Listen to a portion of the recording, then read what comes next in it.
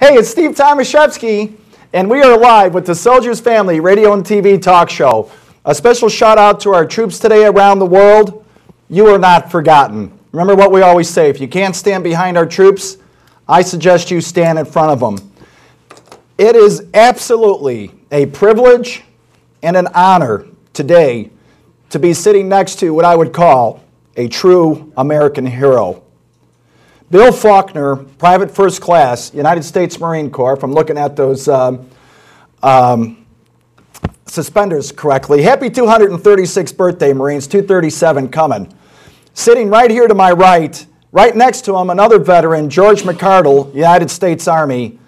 And George, we're just going to turn that microphone over to you, but I'm going to do something. I'm going to come out here for 1 second and say, Mr. Faulkner, welcome home, sir. Thank you. Welcome home. Right now, how about name, rank, and serial number and talk with Mr. McCardle here. Take it away, George. First of all, let me say it is truly an honor to be here with you, Private First Class Faulkner. First of all, let's start off. Where are you from? How did you come to enlist into the Marine Corps? Well, I'm from Southern Illinois, and my uncle was in the Marine Corps, and I decided after high school it was time to go. And what year did you enlist in?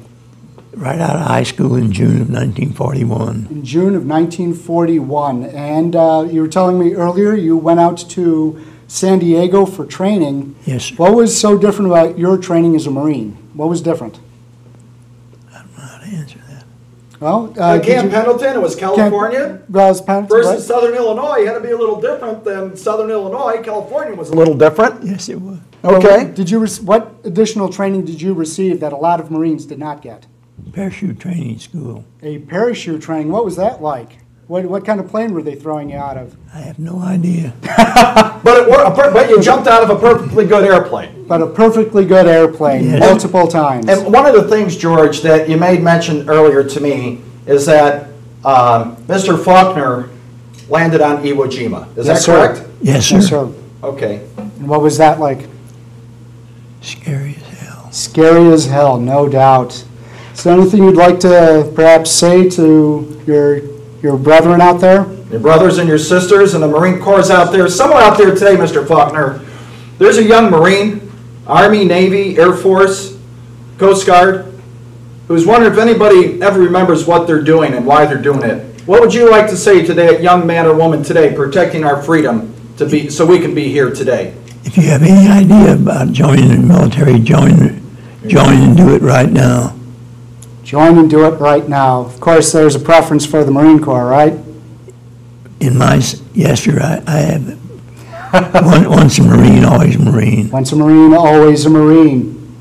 And understand that your son is currently a police officer, is that right? What's your son's first name, Mr. Faulkner? David. Hi, David! How are you? Hi, David! We're going to it out in Phoenix, is that right? He's a police commander in Phoenix. A police commander, wow. To go through it. Well, a special shout out, we'd like to say to your son, you did a good job. And thank you for doing what you did so we could be here today. If it wasn't for you, Mr. Faulkner, we could not be sitting here today. And again, on behalf of all the soldiers and their families, welcome home, sir, and thank you so much. Thank you. Thank you very much. Go through it. You know, on this show, we get a chance to talk to a lot of people. And one of them, Mr. Faulkner, he's here with some of his friends from Delnor. And, you know, it's just a moment in time. And we do this show every day, and, you know, we always get that one moment. I think that was it. You know, I'm standing next to an American hero. Just 2 weeks ago, we had the privilege to talk and interview the Sergeant Major of the United States Army, Raymond Chandler III. And to make a long story short, I had said inappropriately, and I will apologize to the United States Army for not following complete Army protocol when interviewing an NCO or an officer. And I will now read the manual and do it correctly the next time. Thank you very much. But what I did say to him at the beginning was, wow, I'm interviewing the #1 NCO in the Army.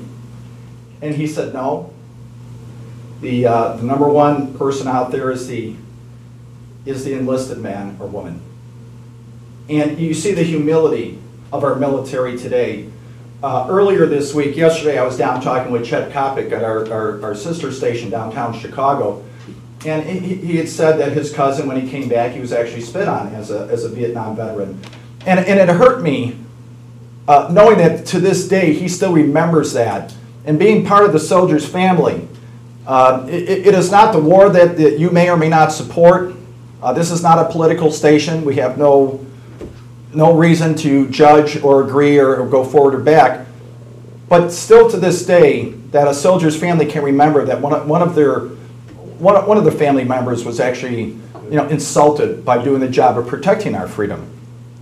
And the man sitting next to me, Bill Faulkner, years ago, fought that war, maybe not totally understanding it, but did his job. And to the duty today, the first thing out of his mouth is, join the military.